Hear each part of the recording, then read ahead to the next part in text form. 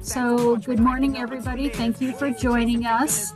My name is Megan Lewis. I am the Public Funding Navigator for Arts Alliance Illinois, and we're really excited to have you here today for our program. Before we dive into it, just a couple of housekeeping items. We have Anne here, our ASL interpreter.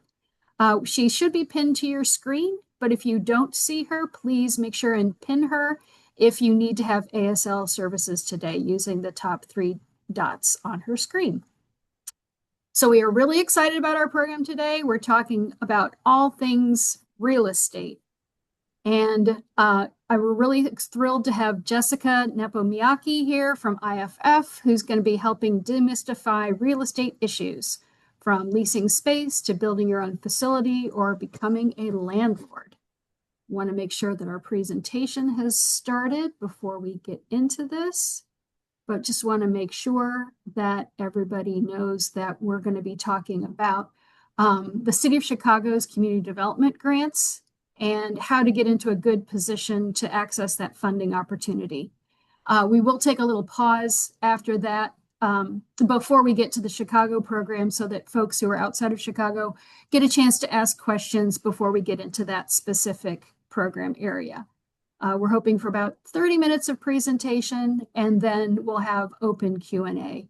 So we're asking for everybody to put their questions into the chat during the program, and then we'll take questions live and have a conversation with everybody.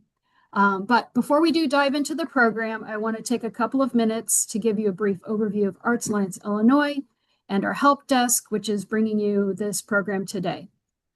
Arts Alliance Illinois is a statewide arts advocacy organization with individual and organizational members across all disciplines in Illinois. And our mission is to build the creative sector's power through advocacy, policy change, and connection to resources to improve the quality of life in communities statewide. We do our advocacy work in 3 different areas, and we focus on continuing to connect the sector to resources to make sure that we have a thriving creative sector statewide. The help desk, which I'm a part of, supports creatives in finding and applying for public funding.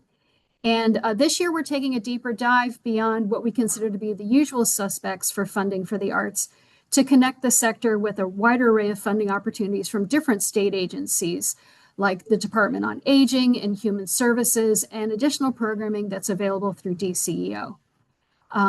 You can reach out to the help desk at any time by visiting our help desk webpage, which is at support.artsalliance.org. You can submit a question to us anytime. You can check out our running list of opportunities there as well. So there's a great way to connect also with Arts Alliances by becoming a member. We'll talk about that more at the end of the program. But right now, I want to switch it off to our main presenter, Jessica from IFF, who's going to be talking about real estate issues, as I mentioned, and covering all of the things that kind of need to be in place for you to have a successful project. So take it away, Jessica.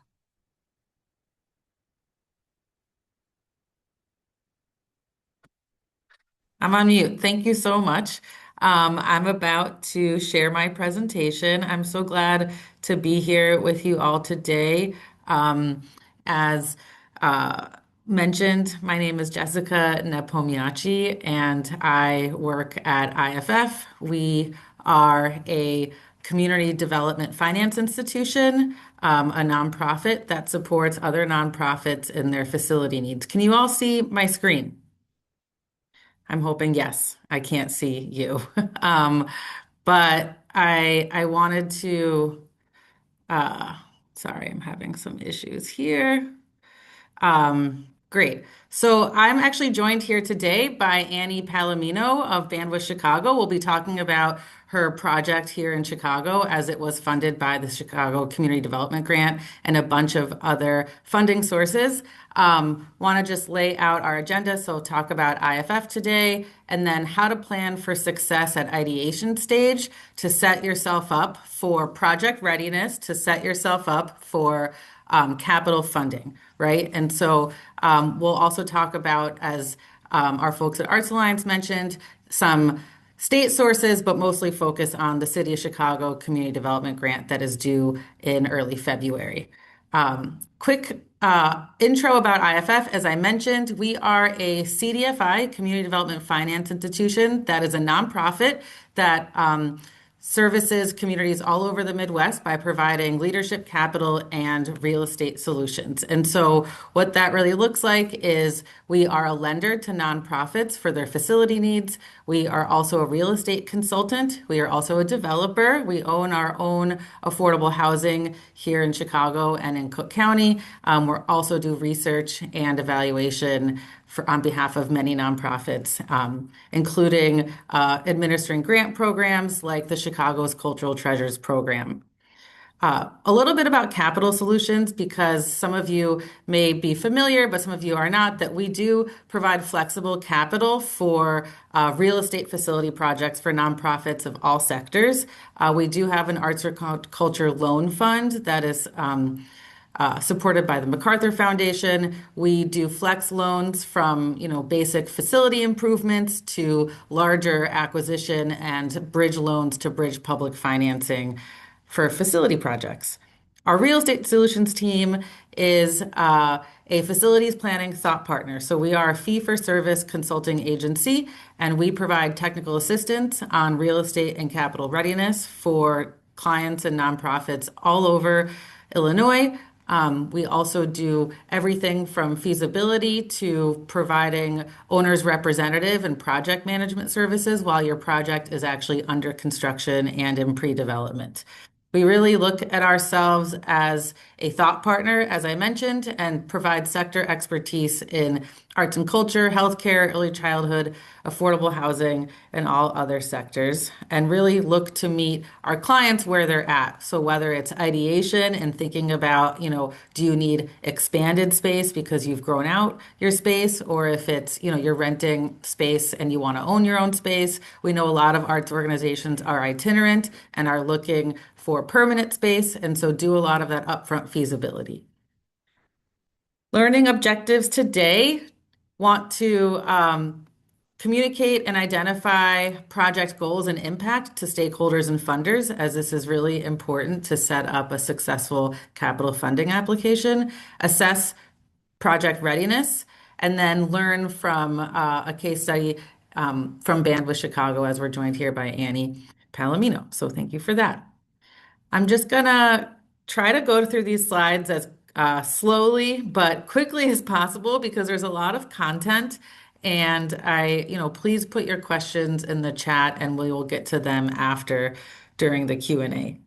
And so when I talk about facilities, I think it's really important to take a step back and, before we think about the facility, we think about the mission and impact of your program and of your business, of your nonprofit, of your art space, of your gallery, of your theater, and understanding how the intersection of mission and impact comes together with unique facility needs. And then, of course, a feasible budget and a sustainable business plan. And so all of these go together so that you can assess your impact and feasibility to make the case for a funding application. One of the things that is really important to identify up front is project goals, right? Which is, does your facility project meet a community need?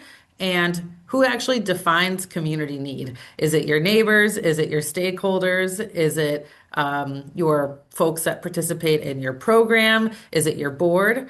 And then does your project represent a shared priority? A shared priority is really crucial because without a shared priority, you can't get buy-in for capital or things like zoning changes if needed. And so does your project represent a shared priority? Again, for your stakeholders, through government partners, through board members, and who is defining what that shared priority is.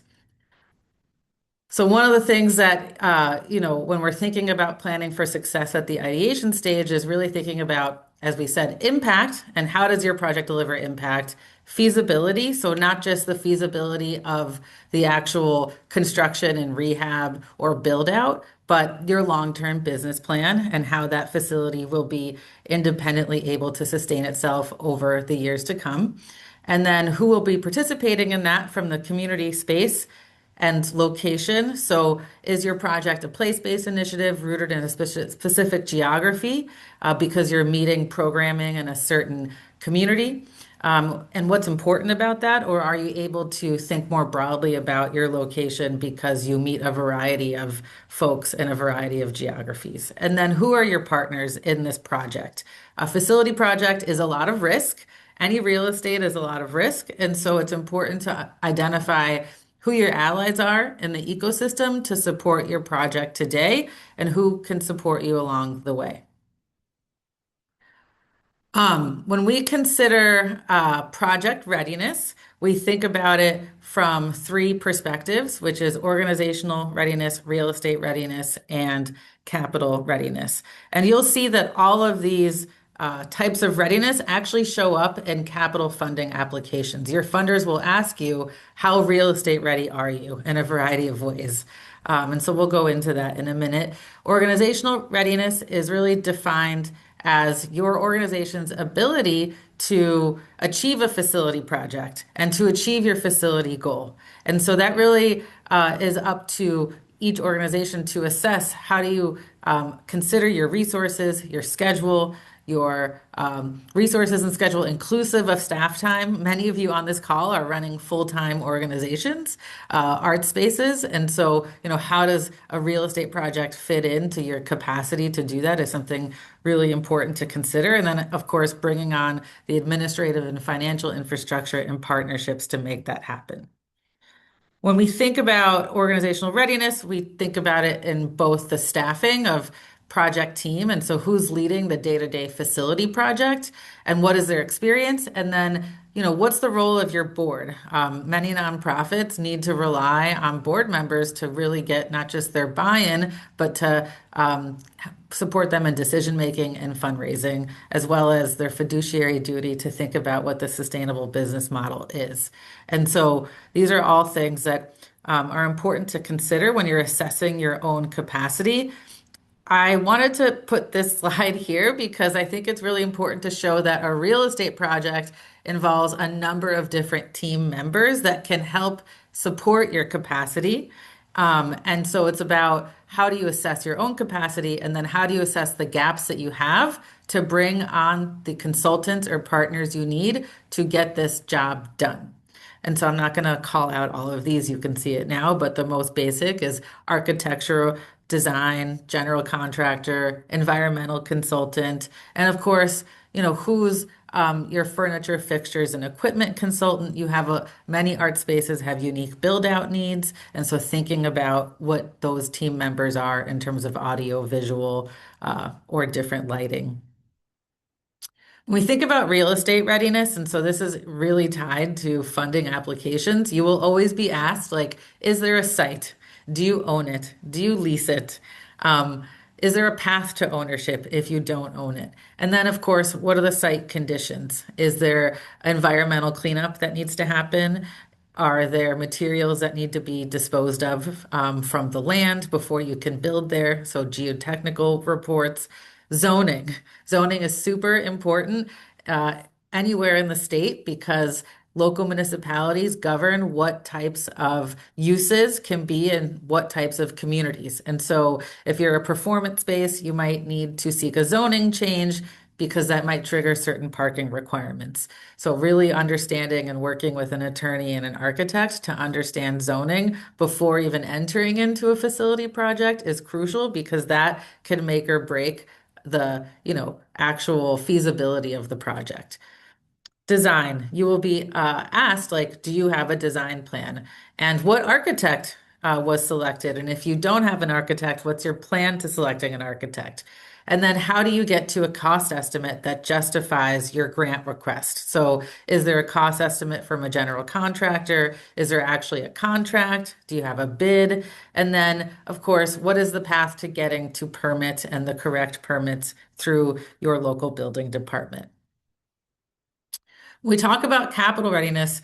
We talk about it in the context of readiness to seek capital funding for a facility project. So, in addition to program impact, funders are interested in not just organizational capacity and real estate readiness, but the sustainability of operations. And so understanding your project narrative and constraints will really support you in making your case for the funding that is needed, and also understanding what you know about the ecosystem for funding and what political support is in the ecosystem for funding will also support how successful you may be in an application. And so when we think about capital readiness, it's important to understand not just the amount of the project cost, but how much has been raised, how much needs to be raised, and then the timing of money is super important for nonprofits. So you need funding for pre-development expenses, pre-development costs that you will have to incur while you get to your permit and prior to construction. So, you might win a $5 million grant, but do you have cash on hand to actually pay your architect, pay your general contractor, pay your surveyor, pay your project manager to actually get to the project done? And then construction phase funding. So a lot of the sources we're going to talk about are reimbursable grants. Most public funding is. And so it's really important for nonprofits to analyze and assess what's your cash on hand, or do you need a bridge loan to bridge those funds to ensure that you can get to construction completion. Talking about a project budget is really important because it's actually not just numbers. A project is a feasibility tool. It allows you and your organization to align your assumptions with your impact and what you might think it will cost. It's also a decision-making tool. So you're constantly having to revisit a budget based on assumptions that come in. You thought this building didn't need lead and asbestos mitigation, but now it does. And so you need to make a decision on, do you raise more money or do you cut scope somewhere else? The budget is also a storytelling tool. It communicates a story and identifies funding needed. It's a tracking tool, which is maybe the most boring, but I find the most exciting because it allows you to understand financially what you've been spent to date and what you need to be spending moving forward for success and to mitigate risk. And so I put that last, but actually the budget is mitigating risk all of the time. You are constantly revisiting what your construction costs are, what your furniture costs are, what your bridge loan fees might be. And all of that is to make sure that you have a financially feasible and viable project for years to come, and you are mitigating risks as they arise in a real estate project. So we're going to talk about funding sources now. I have a lot of funding sources here that are detailed. I will not be going into them in detail. As we mentioned, we're going to be leaving time for Q&A and then go into the Chicago Community Development Grant. But I did want to call out some really specific funding that we've seen statewide for arts spaces and nonprofits. And so new markets tax credits, it's a very wonky way of saying that in exchange for a tax reduction in liability, investors provide equity into projects that are located in high need census tracts. So some of these funding sources are tied to census tracts, and eligibility is really important to assess. If you're looking for new markets tax credits to fund your project, you want to make sure that your building is located in an eligible census tract. If you are interested in learning more about new markets, you can talk to me or Annie, actually, who just went through that for Bandwidth Chicago. Legislative earmarks. And so everyone here is represented in the state of Illinois by a representative. And those state reps do have the ability to fund capital projects through the Department of Commerce and Economic Opportunity. And so, it's really important, as we mentioned before, to define impact and to define who your stakeholders are and who the shared priority is, because getting political support for a legislative earmark for the state of Illinois can be a great way to build capital funding for your facility project. There's also great energy efficient abatement and improvement programs throughout the state of Illinois that are really crucial these days to keep energy costs down, but are also great to keep the development costs down. And so working with ComEd or People's Gas or whoever your utility provider is to understand what those rebates are early on could be really important to your budget as well. There's a couple on the right-hand side that I'll just call out that Designs for Dignity is a design firm that provides in-kind furniture donations. It's a grant, it's a it's a application that's competitive and that you have to apply for. It does not provide capital funding, but it, like I said, provides other types of supports that are needed in a real estate project. So interior design, furniture, fixture, and equipment design. The Artworks Fund is not a facility grant either, but it actually provides funding to explore feasibility of facility projects. So if you're interested in, thinking about a facility project, you might want to contact the Artworks Fund because they can provide grants to support the kind of analysis that you might need to get to what your dream facility is. Um, I want to talk about loans because, debt is sometimes seen as a difficult thing and scary, but at the same time, it's one of the most important mechanisms we have to fund projects because, as I mentioned, most of the public sources are reimbursable. And so you will most likely need a lender to work with you on bridging construction funding if you have state of Illinois funding or city of Chicago funding because that funding gets paid to you after the construction has been completed. And so it's important to talk to your lenders. If you work with a bank that supports nonprofits, they may understand this. Other folks like IFF, CDFIs, and other partners that we have, like Chicago Community Loan Fund, they also work with nonprofits and understand, how to bridge capital from public sources. And then, of course, capital campaign. And so it's important to funders to always show what kind of equity you're bringing to the project. And so identifying, what is your capital campaign? What's your capital campaign strategy? And, what is it funding? Is it funding the real estate project or is it funding the reserves needed to start the project, pre-development funding? And then there's sector specific sources. And so we know that, Driehaus Foundation has awarded a couple of capital grants recently for arts and culture organizations here in Chicago, always thinking about who, again, is in the ecosystem to support this work. So it might be a good time to pause before we go into the City of Chicago slides. Yeah. Yes, so if folks have questions, please feel free to put them into the chat right now. There is a question in the chat, so we'll go to those. And then if anybody wants to come off of mute, you can ask questions as well. Audra has asked about legislative earmarks. Jessica, do you know if there's like a typical timing for that funding, like from when you make the ask to when the funding gets approved? So we'll ask that one first.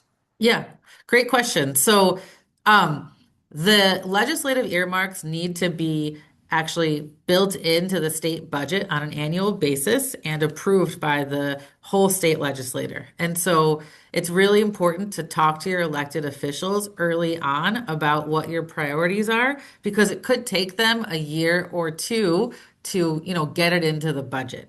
And so, during that time, you can get ready in terms of real estate readiness and other capital readiness.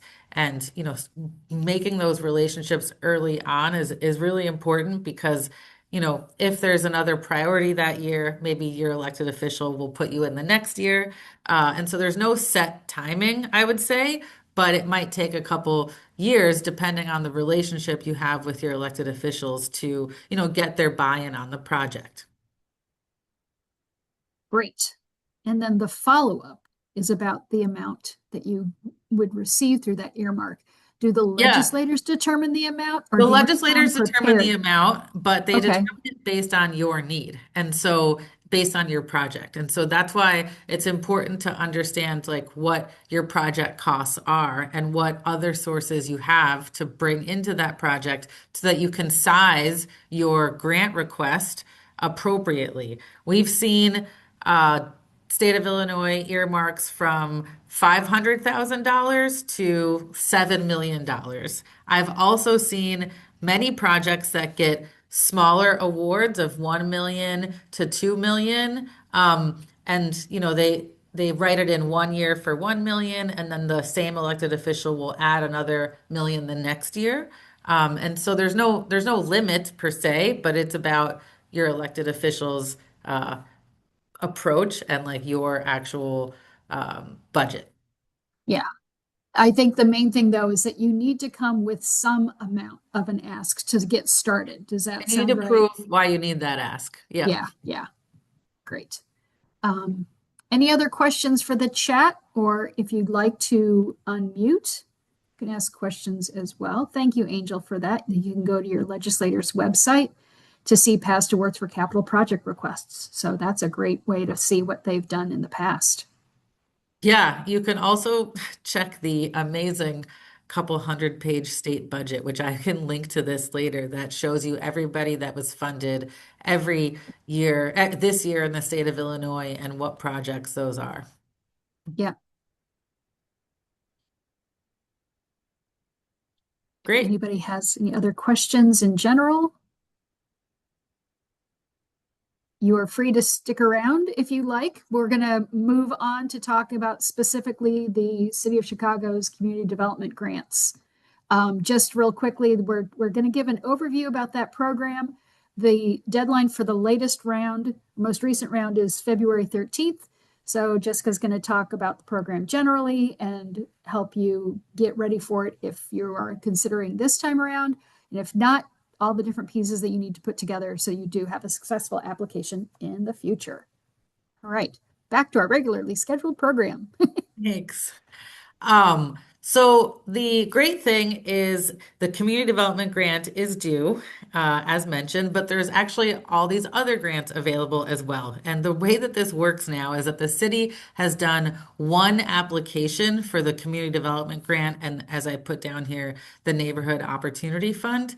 And there's essentially very specific different qualifiers. However, the city will decide which funding source they want to fund you with, regardless of what application you put in. So it's important to note that there's one application that's the same application for the Community Development Grants and the Neighborhood Opportunity Fund.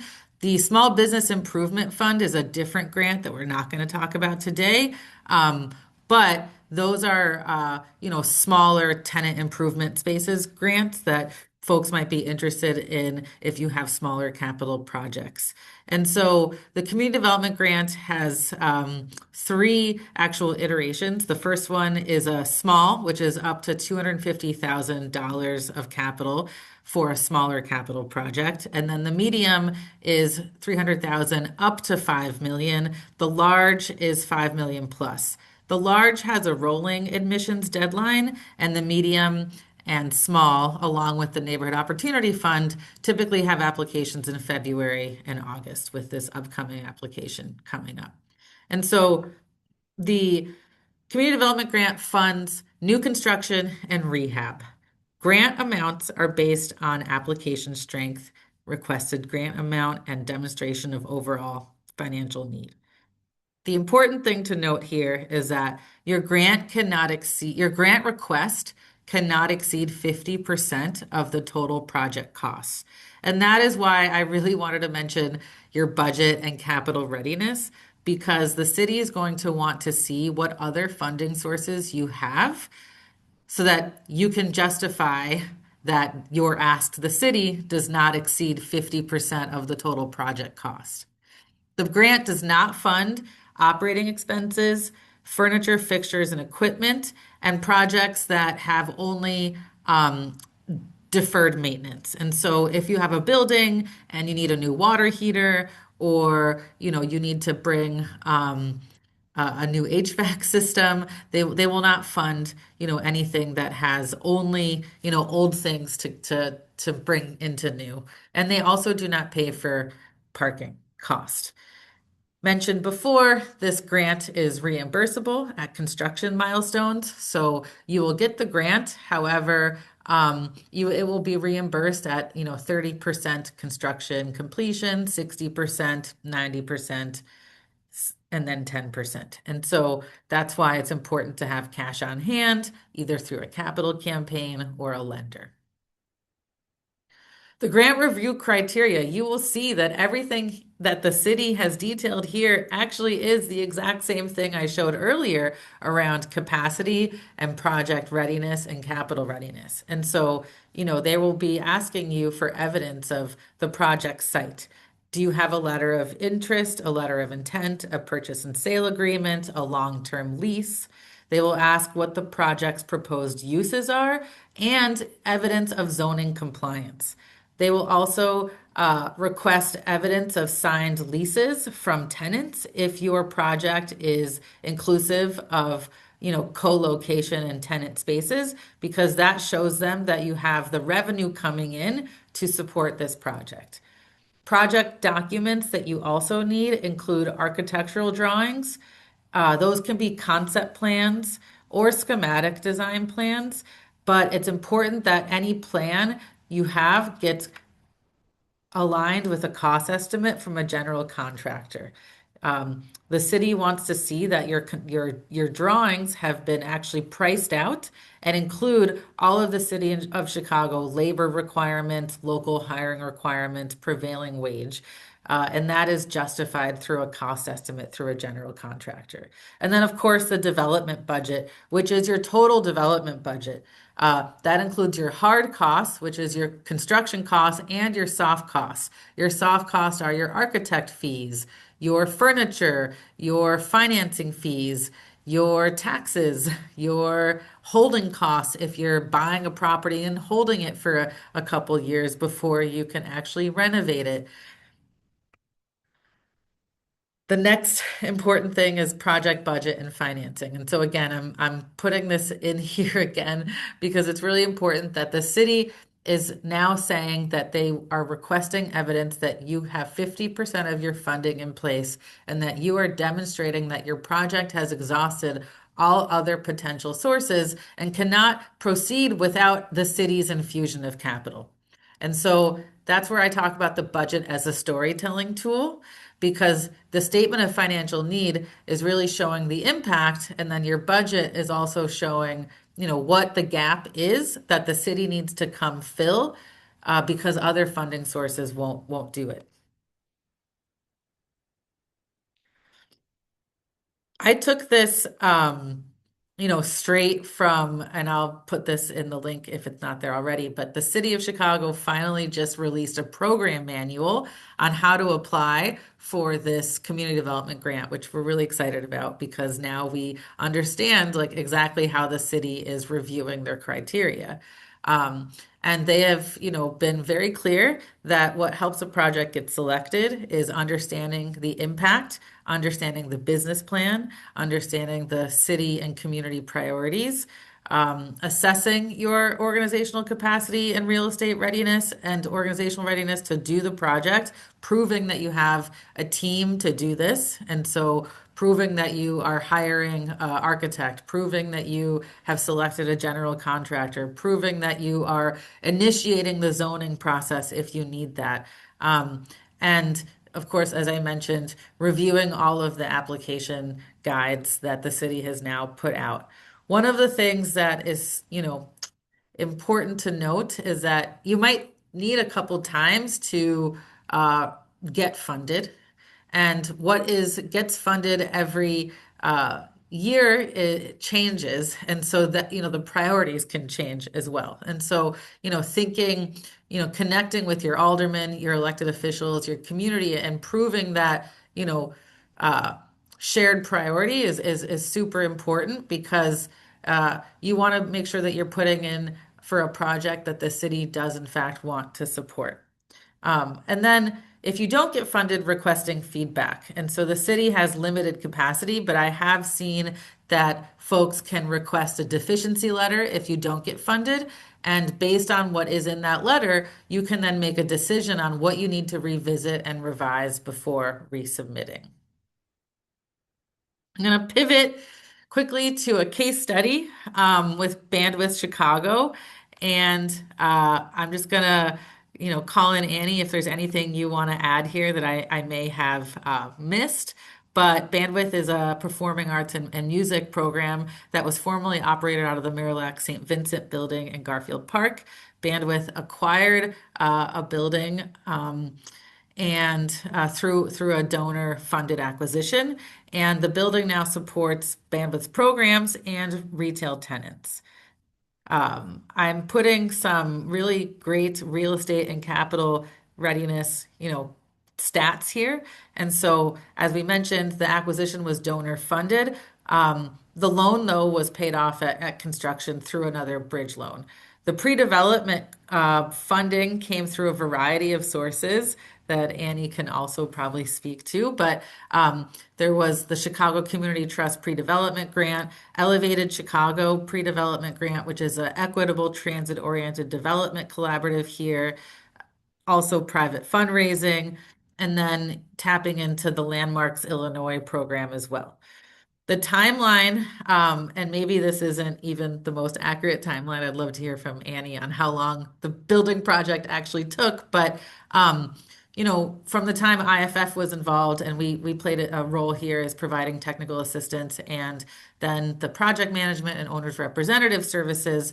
But it took about 2 years minimum, I think, from, getting from acquisition to construction start and then completion, which happened earlier this fall. The revenue is both Bandwidth programs and retail revenue from other tenants. And the capital stack is new market tax credits, as I mentioned earlier, which is a tax credit program available in qualified census tracts. The City of Chicago Community Development Grant, which was actually funded by the TIF source, but the city decides if they want to give you the grant through their bond funds or through other TIF sources. But again, it's still the community development grant.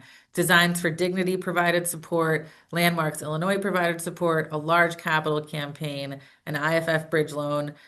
You will see that the construction was around 9 million, with the total development costs, as I mentioned, for those soft costs coming in at 15 million and the construction duration at 10 months. And so I just wanted to provide some insight into this project because Annie had to apply, I think, 3 times, as we talked about yesterday, to prove a shared priority. And in one of the deficiency letters, they had mentioned that it was really important for Bandwidth to back up their revenue projections and really show how this building would be in the community for long-term for the long term. And so the city's going to invest $5 million. They want to see that the building will be around for a long time. And so it was an exercise, I think, that we worked with IFF and Bandwidth worked with together to really estimate occupancy costs, what it's going to cost to heat this building, to pay for maintenance and reserves, to pay for personnel to run the facility, things that didn't need to be included in Bandwidth budget when they were co-located in a different space. And so I wanted to just end on that note in case Annie has anything to add there or if you guys have questions. But I think this is a great story around tenacity and not giving up and also, using real estate readiness and capital readiness to really make the case that this project is ready to go. I'm going to stop there. Thanks very much, Jessica. This was amazing to get all this information.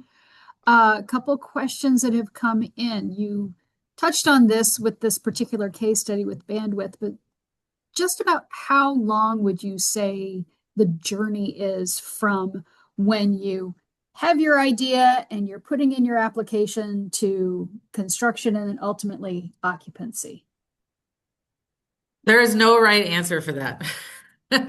So it really depends on organizational readiness, real estate readiness, and capital readiness. We see often that nonprofits and arts groups of, and nonprofits of any sector have the building, but they don't have the capital yet to execute on a project. And so maybe you bought a building, you're holding it for a couple of years, and then it's going to take you 5 years to to raise the funding to do the renovation. It is an iterative process. It is not a chronological process that happens, there's steps that you need to take. There's milestones. You need to do, site control, environmental, zoning. However, zoning can take a year in the city of Chicago because we don't and you don't set the zoning calendar. The zoning board does. Working through the city of Chicago's process to get to the redevelopment agreement, which is when you finally get your grant, that can also take a long time because the city needs to give you a very long checklist and you need to complete that checklist. And that checklist includes having your building permit in hand. And so, your building permit can take, unfortunately, in the city of Chicago, many, many months. And, working with an architect to understand how your building has a unique timeline can really help you understand like what your pre-development timeline might be. We find that a lot of times people do architecture, get a cost estimate, are ready to go, and then the cost went up and they have a decision to make. Do you fundraise more or do you reduce some scope so that you have a building that still fits with your mission and impact, but maybe you took some bells and whistles off because you wanted to move the project forward as quickly as possible, and you'll fundraise later for those bells and whistles. So there's no right approach. I think this is something that each organization needs to really understand what their timeline and capacity to fundraise is and what their timeline and capacity to engage in a real estate project is. We've seen pre-development can take anywhere from 1 year to 5 years. Um, and that's my answer. So it depends. In a lot of ways, it depends. Yeah. Um, Someone was asking about the Yes, NMTC. I have the new market tax credit map here. And Great. so this will show you what census tracts are eligible. One thing to note about the New Markets Tax Credits program is that it's expensive to pay for, even though it provides you equity. It does increase your legal fees and other types of financing fees. And so I always use the term, you have to make sure that the juice is worth the squeeze. Usually projects that are under $6 million may not be worth it. And so it's important to work with a specific new markets tax credit consultant that can help you understand not just eligibility in terms of the census tract, but how it fits in with your capital and timing and budget. Great.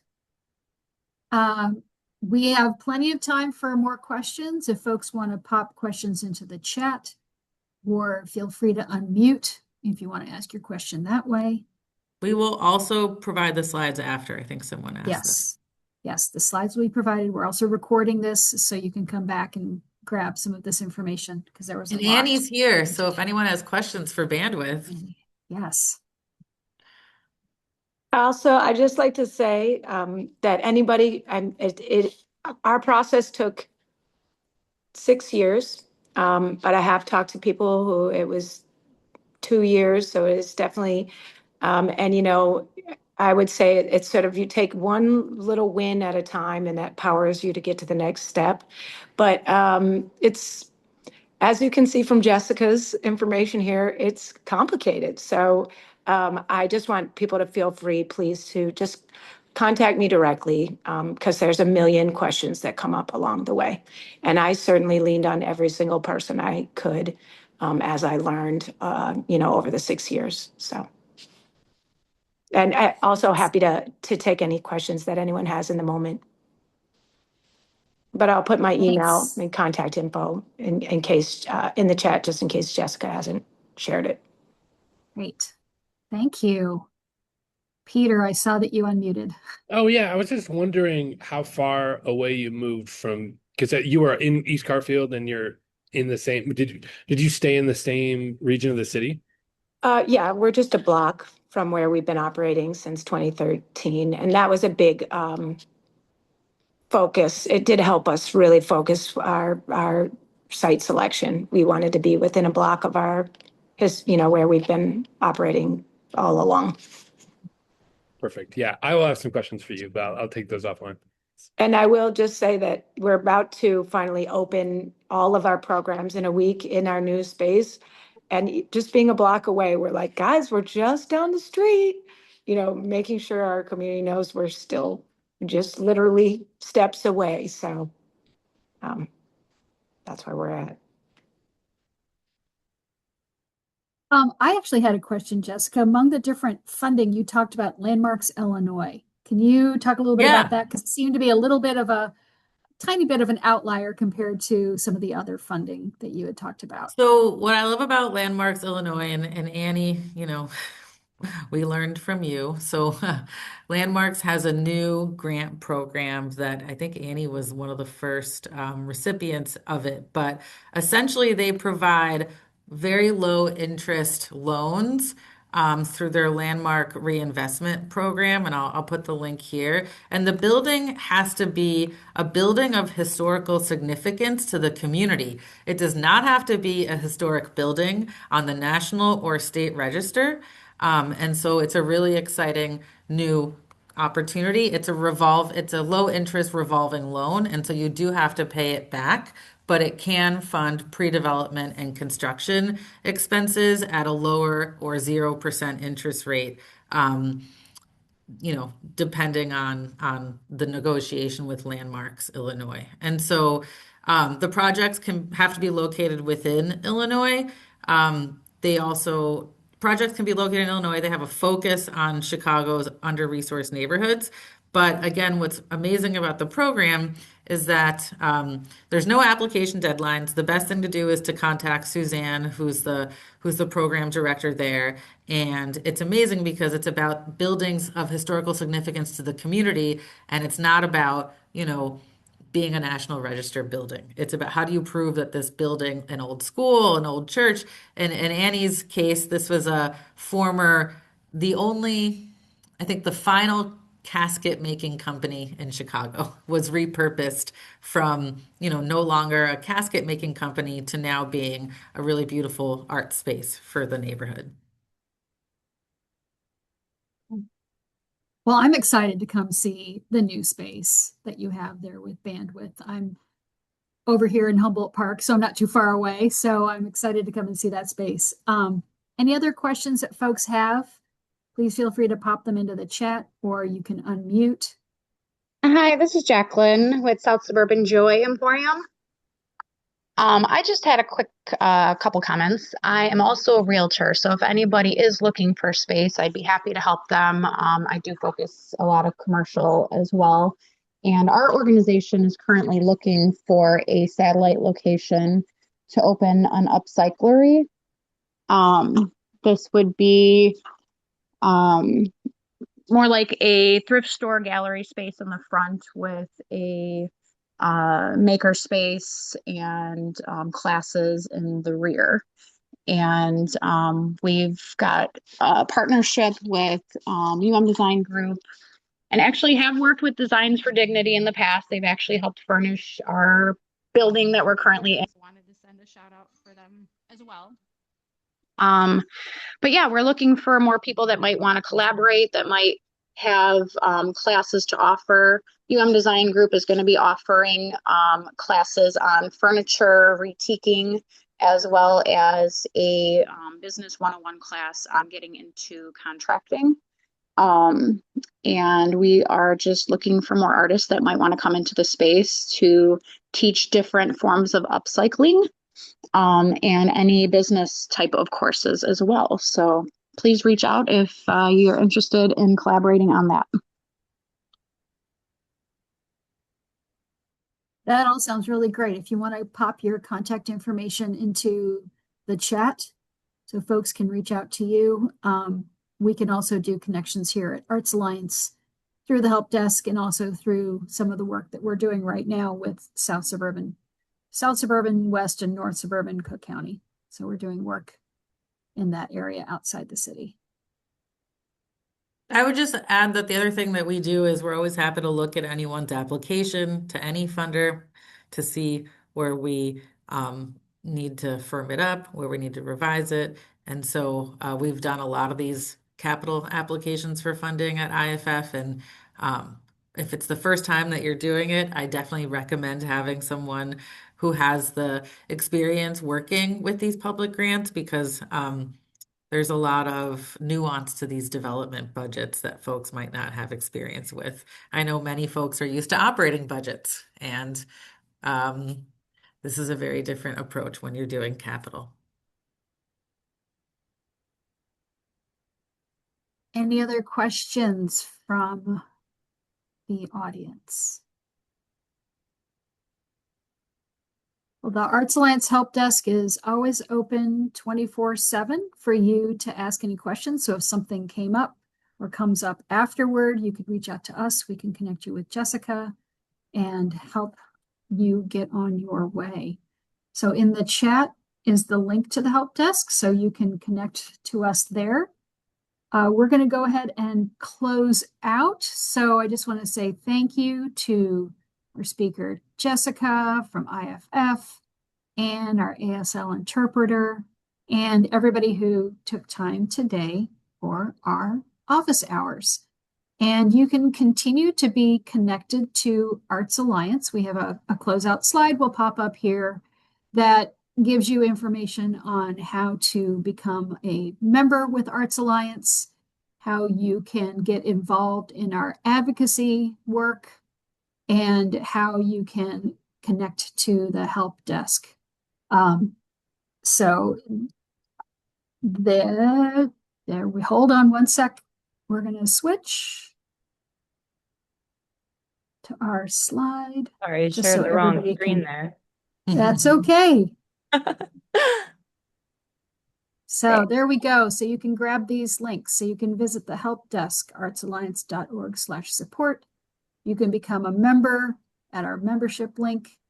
And then also we are first and foremost an advocacy organization, and we are getting very busy right now in preparation for our upcoming Capitol Day in April.